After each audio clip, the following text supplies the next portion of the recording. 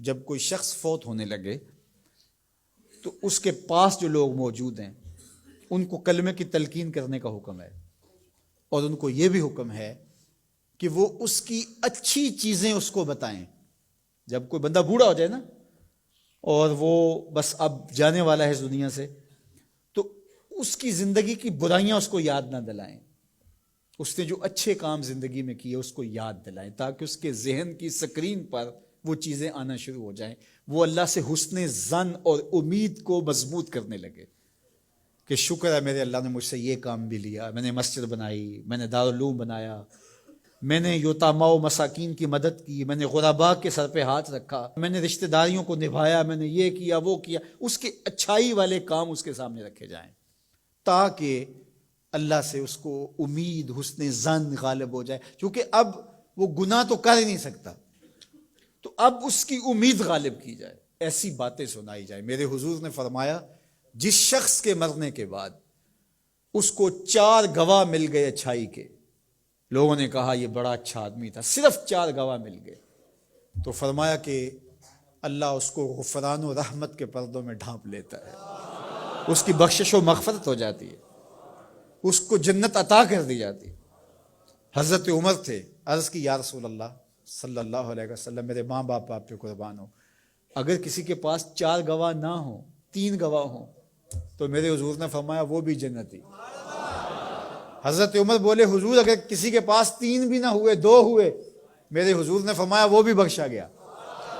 حضرت عمر کہتے ہیں ایک کے بارے میں نے پوچھا نہیں، حضور نے بتایا نہیں، اگر پوچھ لیتے تو شاید حضور بتا دیتے کہ ایک والے کا بھی کام بن گیا۔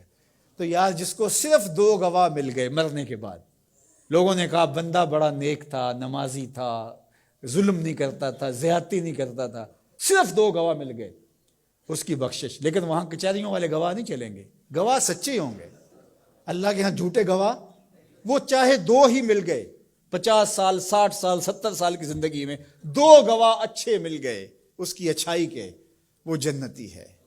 اللہ اکبر۔ اور کئی ایسے لوگ ہوتے ہیں جن بیچاروں کو گواہ ہی نہیں ملتا، جو کسی وجہ سے گواہی دے بھی رہے ہوتے ہیں، وہ بھی کہتے ہیں چلو ساڈے نال تے چنگا ہی سی۔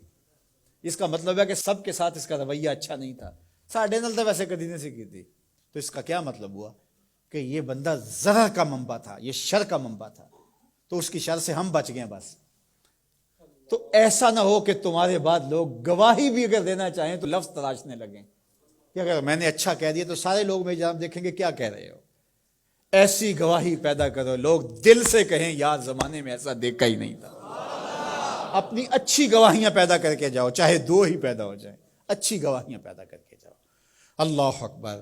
تو دونوں چیزوں کو برابر رکھا جائے، امید کا چراغ بھی روشن ہو اور دوسری جانب جو ہے وہ خوف اور خشیت، اس کا چراغ بھی بجھنے نہ پائے۔ مایوسی بھی انسان کو کفر تک پہنچاتی ہے۔